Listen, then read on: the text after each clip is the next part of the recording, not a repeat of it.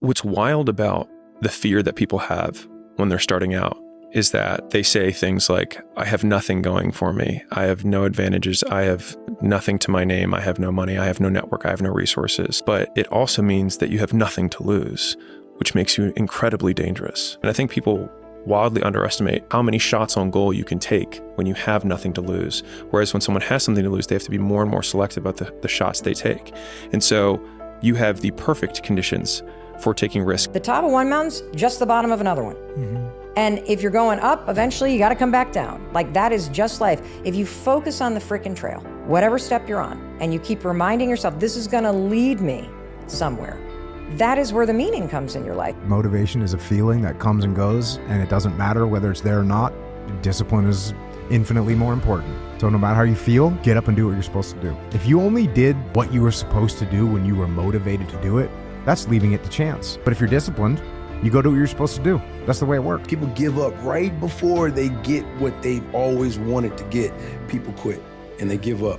And I will not be the person who quit before I got what I wanted or what I needed or what I felt I was supposed to have. One of the biggest blessings is going through a time where you are feeling at your lowest or depressed or whatever the feeling is, because that is just confirmation that you're not in alignment and that you're meant for something different or you're meant for something more. But when in doubt, get up and go do something. When you're scared, go do something.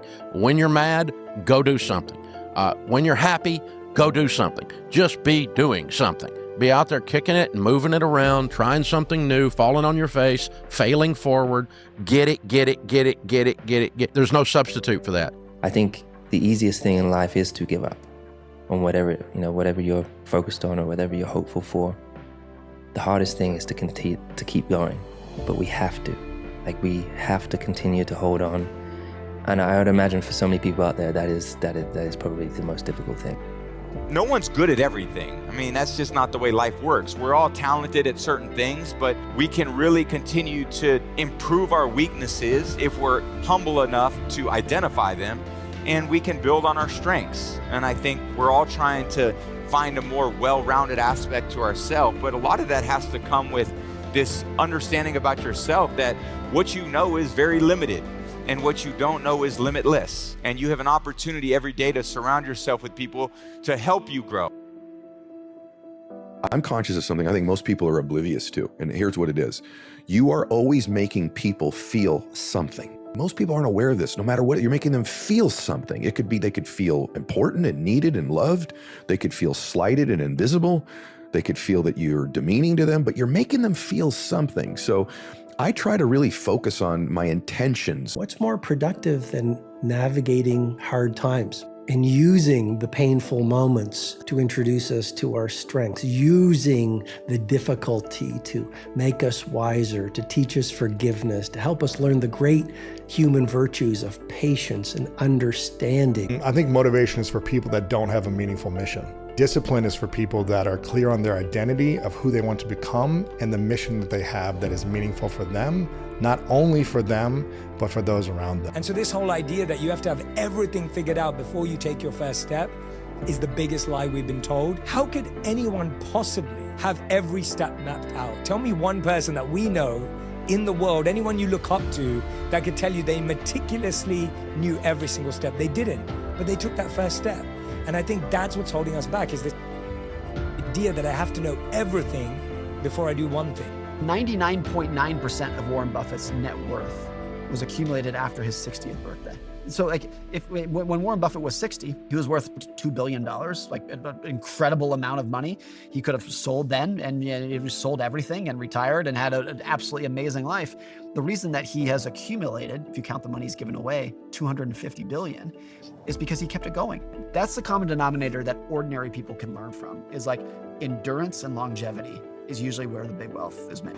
Today is the best version of myself I've ever been, but it's also the worst I'll ever be, because tomorrow I'll be better.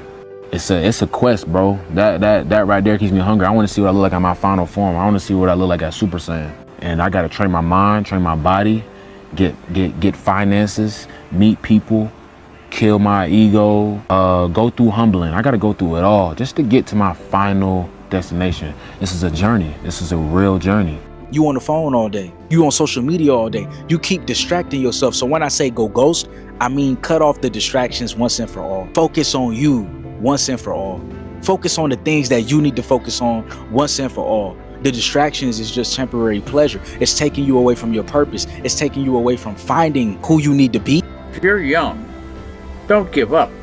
Don't say the world is just against me. That's not true. A person can accomplish anything that they want. Forge ahead. Never stop learning. Always reach out to better yourself, because when you do that, things expand. You understand more. You're happier. You're healthier. You can wake up and you can decide that the world has scarcity and negativity and lack, or you wake up and you decide that the world is abundant and there's positivity and there is so much opportunity around me. My energy is what I frequently see. If you have a desire, if you have a dream about it, like start taking action towards it. Don't think about when the right timing is. Don't think about all the things that like you might need to have figured out before you do it. Like as you start doing it, you'll figure out what you need to know. You'll figure out what you need to work on, what you need to outsource, who you should be talking to, as opposed to trying to get everything in line beforehand. And then you start and realize, wow, I did all this extra work for nothing, or wow, I was underprepared because I didn't look at this part. That's what happens to the majority of kids today. They don't have the goal.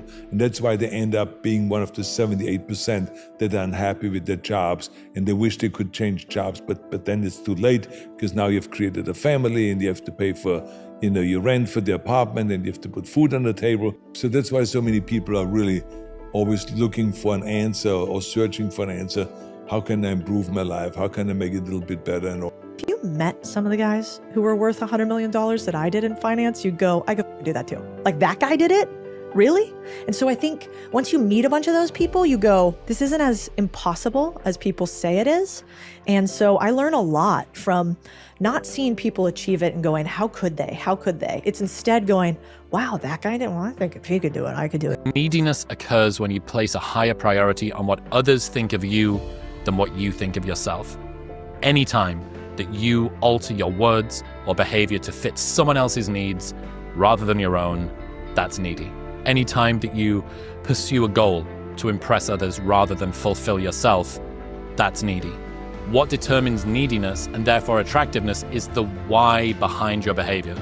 You can say the coolest thing or do what everyone else does, but if you do it for the wrong reason, it will come off as needy and desperate and turn people off.